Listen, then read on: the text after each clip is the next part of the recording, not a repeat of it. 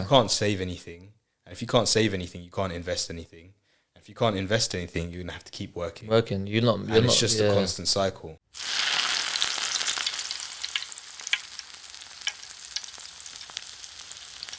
We'll talk about. I don't know why I get nervous when the camera's on. Calm. I'm just trying to let you imagine they're not there. I'm just chatting to you and that. Yeah. Because like we do this every day when we just talk. So I'm just like, bruv, I'm just gonna pretend that don't exist, and I'm just chatting to you about what we normally chat about. All right, calm. So, yeah. Bonnie, we'll just get straight into it, innit? Yeah, but we calm, man. Okay, cool. So, this is a little pilot episode of a podcast. We haven't thought of the name yet, but we're thinking maybe we're going to call it BRICKIN. So yeah, we'll see if that stays the name of the podcast. I quite like the name actually, BRICKIN. Yeah, BRICKIN. I guess the name will make more sense by the end of this pilot episode, because you'll get a better idea of why we're doing this podcast, why we're doing what we're doing in terms of our business and what mission we're on. Yeah, bit of background of like how it all kind of came together, and just like a bit of an insight, really, isn't it? Yeah. So, cool. To start off, this podcast is about wealth and how it impacts every part of our lives from the perspective of Gen Z, essentially. Yeah. We're like the earliest Gen Z, Yeah. 1998. So that's like the pioneers of Gen Z. Bloody yeah, by beating out on ages, yeah. Yeah. But yeah, so in this episode, we're going to discuss our backgrounds. Yeah. Our founding story. So for those of you who don't know, me and Daniel, we are co-founders of a company called Hauser. And then we're going to go on to talk about wealth and inequality, health and wellness, and then what we aim to do to combat some of the problems that we're going to discuss during this episode, which are, the things that arise from the growing wealth inequality in the UK and across the world. Yeah. So to start us off, we'll talk about our background. So we met at school. Yeah. Do you remember that day? Yeah, it was a funny day. Yeah, when I walked in with the satchel. Walked in, he had the satchel on, a little moped going. Yeah. Actually, no, you weren't there. You weren't there. You weren't there. Let me tell you about this, yeah? You didn't come in because you were on holiday. Oh, yeah. We were in Miss Pegram's form. Yeah. And I remember I came in and I was looking like a joke. Yeah, I had these mad glasses on, I had a mop head, and I had this satchel on. Yeah, I remember. And I don't everyone in the form was like, "Oh, you haven't met Daniel yet. And I was like, "Rah, who's this Daniel guy? Like, why is everyone talking about him like he's some mad guy?" I was a pop star at school. Yeah, and then, so I'm there like, "Oh, Daniel. I bet it's like some white kid, like some mad white kid." And then 2 days later, you get back from holiday, and I just see some little Pakistani kid with a fringe as well. Call me, bro. And then and then obviously, so we were in the same form at school. I joined the school in year 9 through 13 plus, but you were there from earlier, weren't you? Yeah. 2 sets. I'm just gonna blow my nose. Okay, so back to it. Basically we've kind of been boys from then. Yeah. I remember our early days you used to take the piss out of me. And one day I was like, "Nah, Daniel, you're violating, bro." I can't and even remember. You got bare like rah. Swear. Yeah. I don't even remember. This is like. But then since then we've been boys, obviously. But yeah, school was crazy. Yeah, school was fun. But yeah, I think I'd say both of us have always been drawn towards doing stuff outside of like academia. Yeah, outside of sure. like just work. Both of us have always tried to kind of branch out a little bit, experiment a little bit. Do other things. So I think it's kind of like, even though we never thought we'd enter into like business together. Yeah. Looking back, like in hindsight, it's kind of makes sense that we're quite similar in ways, and we think but also very different. Yeah. So I feel like it comes together pretty well. Yeah. And then obviously, whoever you go into business with, there needs to be a trust factor too. Yeah, obviously, obviously. so we had that from the early. So it's been pretty easy. Yeah. Made sense. Yeah. Now to go a bit deeper into our backgrounds. Okay. Both of our parents are real estate investors. Yeah. And so we come from quite privileged backgrounds in that sense. But we still have connections to life before this kind of wealth came into our families. Yeah. So for me, I was born in a 1-bedroom council flat in Tower Hamlets in Whitechapel. And then, life happens.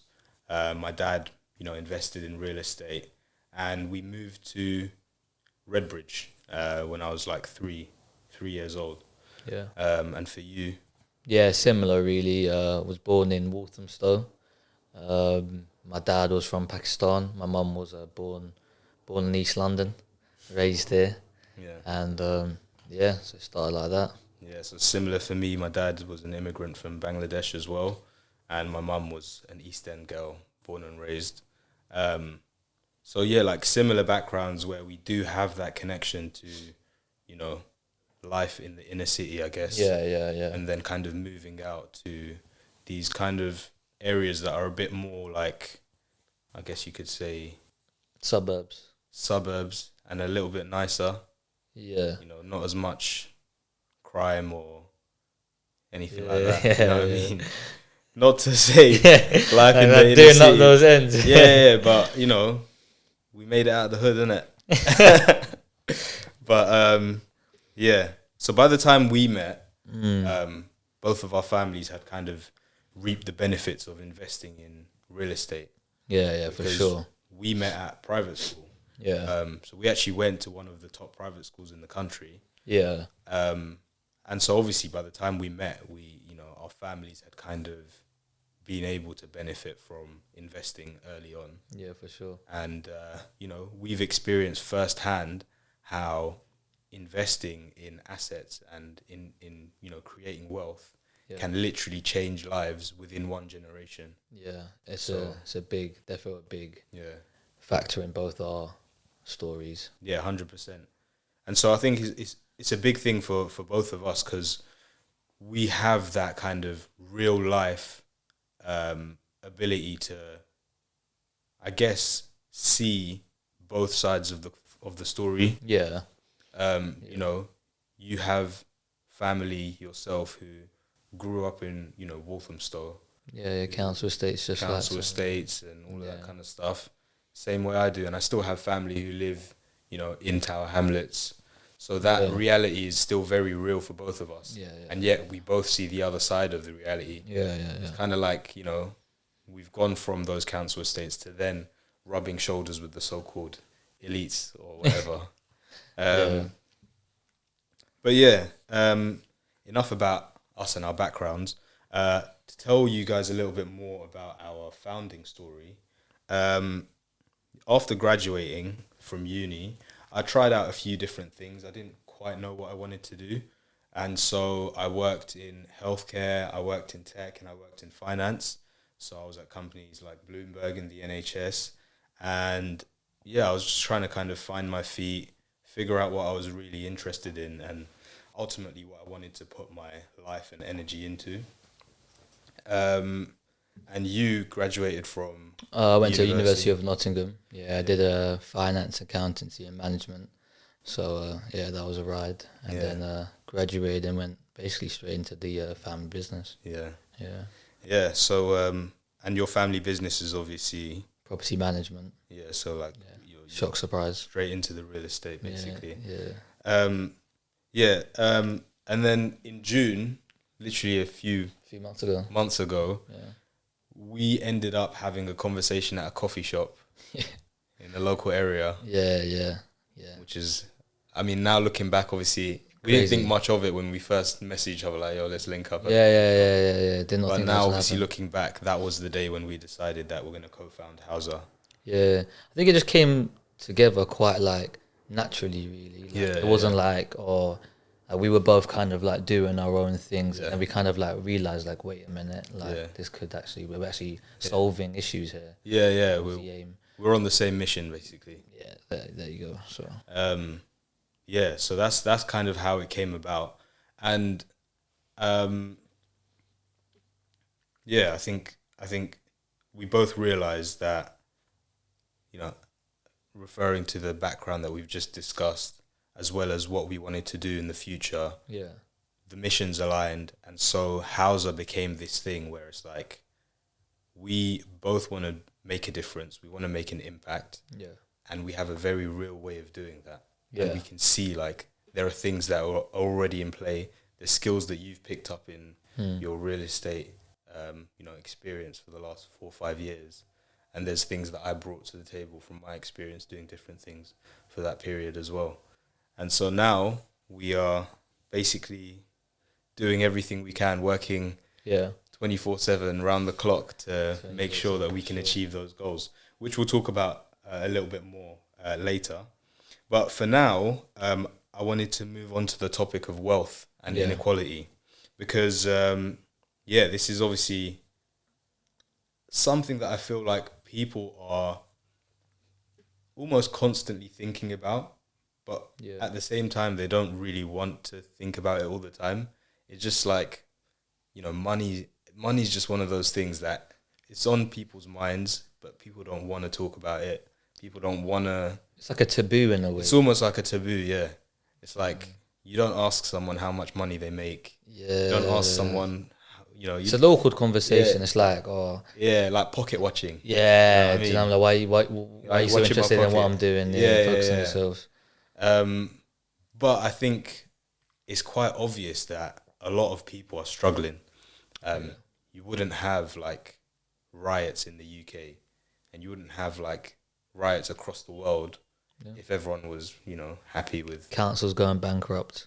Yeah. Literally. So clearly wealth and money is a huge problem for a lot of people, and so that's what we wanted to discuss. So I was actually watching this YouTube channel called Gary's Economics literally yesterday. Okay. And basically this guy, he's like he's an ex-trader at Citibank. And he came from like the East End, from like proper poor family, and he did well in school, and then he ended up going to LSE to study economics and maths. And then when he was at LSE, suddenly he was around all these people who came from like wealthy backgrounds, and they were all like super obsessed with getting into finance. And he was just thinking like, these guys are so obsessed with like trading and hedge funds and all this and that. But he didn't know, like, obviously those kinds of people, and we went to school with a lot of people from similar backgrounds to that.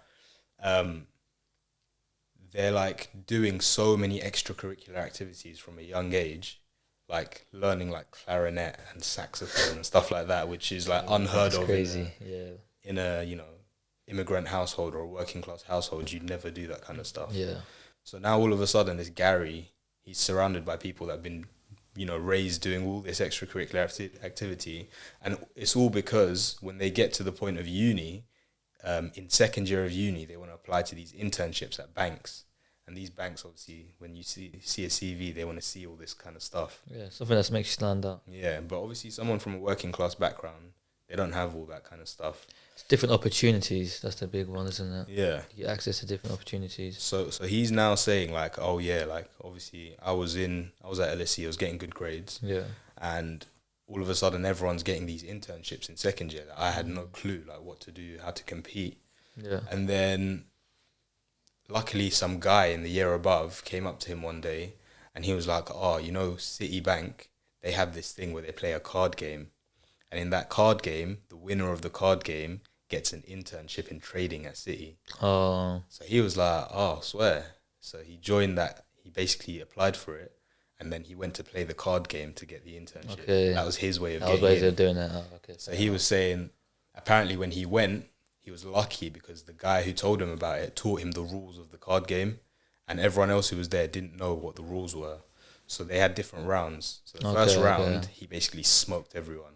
Okay. But anyway, he wins this competition and he becomes a trader at Citibank at the age of like 21, 22. And so he's now at Citibank, obviously a working class guy, went to LSE, now at Citibank.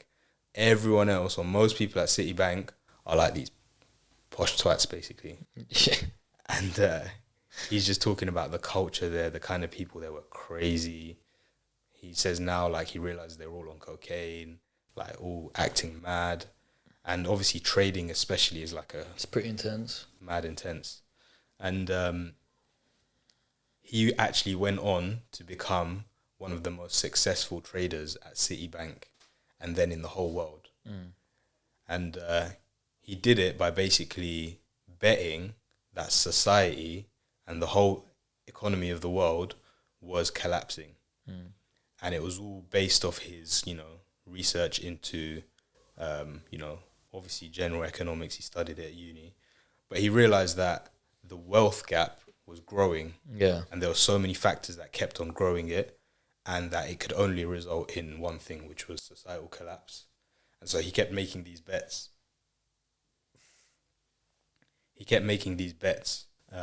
When he was trading on, like, the Japanese yen and stuff like that, on the economy, like collapsing and all that kind of stuff. And he kept winning, basically. So he became the biggest, most successful trader in the world. But anyway, the reason I went on that tangent is because I wanted to basically, establish that this guy has some authority when he's speaking about wealth here. Yeah. So anyway, he's got a whole YouTube channel where he talks about wealth and inequality, and he's essentially on the same mission that we're on, which is trying to solve this problem of wealth and inequality. Yeah. And so he says most people confuse their income as being the same thing as wealth. And actually, income is what you get for putting in hours of work. Yeah. It's your 9 to 5, isn't it? Yeah, like a 9 to 5, you go in, you clock in, you do your job, and you get paid for the hours of, like, labor that you've put in. Yeah. And the difference between income and wealth is that wealth is what you own, and your wealth makes money for you without you having to actually work. Yeah, it's like your passive income, isn't it? Yeah, almost, yeah. So, like, for example, in the UK, wealth usually is real estate. Yeah, it's probably the biggest. It's probably the biggest, yeah. So, like, for example, Rishi Sunak and his wife are reported to be worth around £730 million. Wow. Obviously, that's a whole different level. But that's like, crazy. Yeah. So in 2023, there was a news article that said in 2022, Rishi Sunak made 1.9 million last year, including 1.6 million in capital gains and more than 300,000 in earnings and investment income. Yeah. So basically, he's a big boy. He's a big baller, and a lot of that money is being made without him having to actually work. Yeah. It's all coming from investments. Yeah. And so, if the Prime Minister or ex-Prime Minister of the country is doing that, and obviously we know that Rishi Sunak's parents were like dentists or something, so they built their wealth from that, sent him to a posh private school. Yeah. And then he went to Oxford or else. Yeah, so whatever it is, yeah. Classic story of private school kid. But yeah, this is what the rich people do. Yeah. They make a bit of money. They invest it into assets. Yeah, they invest it into assets and actually generate that. Yeah, it's like compounding, isn't it? Yeah, and then over time, the wealth kind of starts to pay its dividends. Yeah, for sure. And you can then just live without having to work. Yeah, I think a lot of people also think like investing into any type of asset group. So you can see on our last post where we spoke about the different type of assets. Yeah. Investing into any of those kind of forms of assets, it doesn't have to be a substantial amount. It could just be for certain ones. Amount, and like how people now invest into, like, I don't know, S&P 500 as a way of doing it, different things like that. So there are many ways. Yeah. Now, obviously... But real estate is probably the most stable in a way. Yeah, so obviously real estate in the UK is like... It's like the classic... Yeah.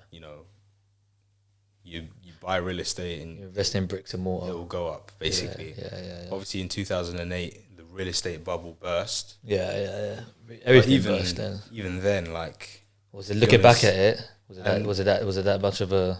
yeah, I mean, obviously, looking back at it, the people that were actually affected the most by that 2008 crash were people who were, the poorest in society. Yeah. Like, Maybe even the middle class. Yeah, exactly, and the middle class. Yeah. And so, there might have been a couple bankers that lost their jobs and, couldn't get their £1 million bonuses every year anymore. But actually, a lot of the people that were suffering were like middle class people as well as working class people, ordinary people basically. So this is where inequality comes into the question. So basically, in society, there's two groups. There's the wealthy, and there's the ordinary people who don't have huge amounts of wealth. Yeah. And what happens is that when you have a small group of people that own most of the wealth, that means everyone else is constantly working for an income, and then they have to spend that income and give it to the rich people because they own everything. Yeah. And obviously the classic example is you pay rent to the landlord. Yeah. So right now there's like a big thing going on about like renters and landlords. Like it's all over the news, especially if you're like in the property game. Like that's a huge thing. Like Labour's new like rights for renters, etc. Like trying to take power back from the so-called wealthy and distribute that power back to the ordinary people, less wealthy. Yeah. So, Yeah, so but it's a even big thing that- right now. It's happening in politics as we speak. Yeah, and obviously because we're involved in actually managing these assets, we know that obviously there's always two sides to the story as well. For sure. So obviously landlords are painted as like these villains that need to be dealt with. Yeah. And as we know, some landlords can be. Some landlords are a pain in the ass. Yeah. But however, like I know, like some landlords, they might make a loss on their property for the financial year, even if they've rented it out, and there's been no like voids, arrears, or whatever. But like it's just the way it is, especially since that the new rule of like mortgages not being able to be deducted as a tax expense from renting, when that got put into place, the profitability of renting a property came well down. Because that's now classed. You can't take that away. So it's still full. You're getting. It's a headache. Yeah. So obviously, there's two sides of the story. There are nightmare tenants, just as there are nightmare landlords. For sure. But the inequality still exists. So the reality is, most people, if you're fortunate, you might own the house that you live in. Yeah. If you're not so fortunate, Gotta rent. like it is for most young people nowadays, like our generation, reality is you can't buy in London.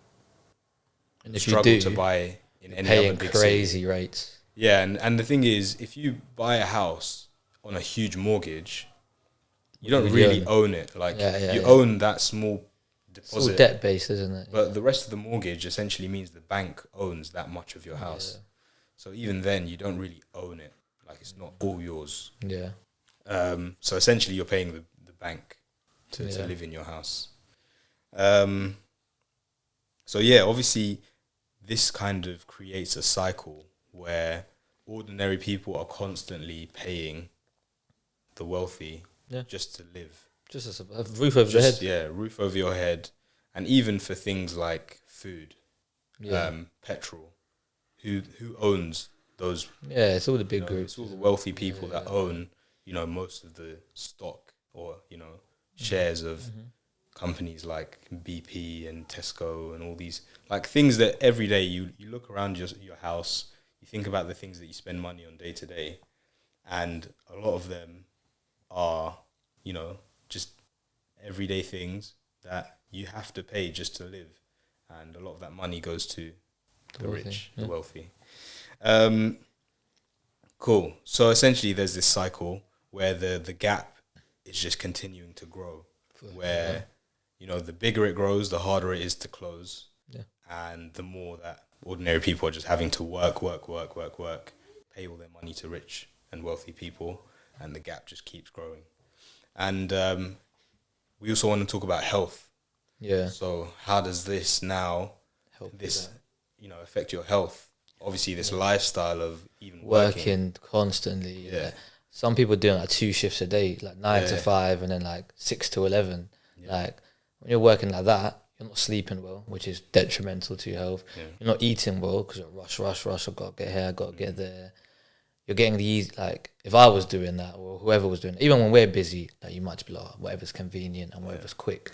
Normally in those kind of instances, it's not going to be the most healthy. Yeah. You've got less time to work out, Yeah. do healthy, like, lifestyle choices, exercise, stuff like that. So it plays a big thing into this whole thing of, like, wealth, because people don't really link the two together as much. Yeah. Maybe now they do a bit more with, like, how research has come out and etc. But the healthier you are, the more likely that the more productive, the more effective, that, like, just everything's going to go up in that regard. Yeah. You know what I mean? And there's not much more in life that's Better more than health. important than your health. No, you could have all the money in the world, and if you're Yeah, healthy, yeah, it doesn't yeah. matter. I think Steve Jobs, when he was diagnosed with cancer, he would say, there was a quote, I can't remember exactly what it was, but it's something along the lines of, I can pay someone to do a job for me. I can pay someone to go and, you know, run to the store and grab me groceries. I can pay someone even to, you know, drive me from here to there or whatever. I can pay for all these whatever. things. Yeah. I can't pay for anyone to take this disease and deal man. with it for me. Yeah. And you know, it's quite profound, because like a lot of the time you just because especially when you're young, you kind of just go about your day. You don't think about your health Yeah. too much. Yeah. It's like when you have a you blocked feel like nose, you're invincible when you're young as well. You're like, oh, that's later. and you know, when you get a blocked nose and you just think, oh, yeah, if I could just breathe through my nose properly, I'd be so like gassed right now. I get a headache like a migraine. Yeah, literally. Like, Any minor inconvenience, Yeah. you're like, oh, I didn't appreciate it when it wasn't there. But yeah, so we don't, especially as young people, sometimes we don't think about our health enough. But I think, again, that's like perpetuated by this thing where you're, you know, in our generation, you're constantly having to think about, or you're distracted by this chase of like money and income and having to survive. It's crazy nowadays. It's crazy. Yeah. And it's just so tough. And this is coming from us who are relatively privileged as well. So I can't imagine how tough it is for most people out there who are literally having to, you know, work constantly just to survive. Yeah. It's actually sad. Or barely, I mean, not even survive. Like you're scrimping and you can't save anything. And if you can't save anything, you can't invest anything. And if you can't invest anything, you're gonna have to keep working. It's just a constant cycle. So the effects that has on your mental health, physical health, everything. And also, it's like stress as a thing. Yeah, like that's a disease. I look at stress as a disease. Like stress causes so many things that like we forget. So like when people are stressed out 24/7, that is just like. Yeah, that's true. That's the worst. I think they did a study where like they subjected these 2 mice, right? Like a group of mice. And they subjected one group to like stress for mice basically, and one group that lived like a peaceful life. Yeah. And the group that got like had loads of stress, I think they died like 50% quicker, had more like mice-induced diseases, like, and the ones that had like a stress-free life had like lived longer, less illnesses. Like there was a big contrast between the two.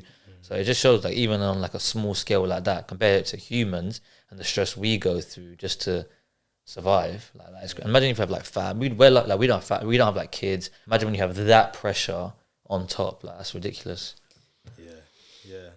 Yeah, literally. Like you see these memes on social media, like, oh, you know, I'm just working this job so I can, like young people saying, oh, I'm just working this job so I can buy myself some new clothes. And I have a colleague who's like a mum or a dad, and you know, providing for their 3 kids. You see all the time. Paying their bills and all this with the same salary. So it's tough, and I think it's only going to get tougher. Yeah, Like, for sure. you know, this Gary's economics guy, he talks about how society is headed towards collapse, basically. Yeah, And the people that you would think should be the ones solving the problems, they're making it worse. yeah, I mean, like the MPs. The MPs, all they're trying to do is win elections. Yeah, they'll say whatever they need to say. Yeah, and the business people, all they're trying to do is make money. Yeah, And then the academics, because this Gary's economics guy, he's also an academic. He says all they're trying to do is publish as many fancy papers as possible. And so you're left with, like, you know, a society of people where no one wants to take responsibility for the collapse that's happening. It's the easy way out, isn't it? And then obviously all the ordinary people are too busy trying to survive. Yeah. So now who's left to clean up this mess? Yeah. So essentially, you know, this is a problem that I think everyone's kind of aware of, but Yeah, for sure. no one really knows what to do about it. Yeah. And neither do we, to be honest. We're just trying to figure something out and try to actually maybe address the problem somehow. Yeah, we have a few ideas. We'll probably get Yeah. into that in a future day. Yeah. So, well, we can actually dig into a little bit now. Okay. So we'll talk about our mission, Yeah, cool. which is obviously we've spoken about how we want to help and combat, you know, wealth and inequality. For sure. You know, it has such a huge impact on everything. And so we want to try and at least make it possible for people to get involved in investing. Yeah. That's definitely probably one of our biggest aims. Yeah. And I think obviously something like real estate, the big problem is that High barriers to entry. yeah, like to buy a house, for example, in London, you're gonna have to put down a deposit of like tens, if not hundreds of thousands of pounds. Yeah. Which is near impossible for most young people. Yeah. Who's like, Yeah, how long is it going to take to save that? yeah. And then, yeah, and the thing is, like, even for people who are earning decent wages, who are earning like 30, 40, 50, 60, up to even 100K salaries, a lot of these people, especially if their parents don't live in London, like, they're living and working in London, they're paying half of the salary to rent, and half of it to tax. half of it to tax, and then got the to other get by half as to well. like live and get the groceries. And by the point you've paid out all of these expenses and you're stressed from work, you need a bit of a break. So you might spend on other things as well, just for, you know, your mental, like just for your sanity. Yeah, yeah. And by that point, it's like, cool, well, there's no point in me even saving towards a house because I'm never going to It's get not going there. to happen, yeah. So, yeah, we want to eventually make it possible for people to put some money aside and be able to get involved in real estate investing without having to fork out hundreds of thousands of pounds. Yeah. That is one of our main aims. Yeah. But for now, what we're doing is obviously we're working on content, Yeah. and, you know, education is clearly a good way to start. Yeah.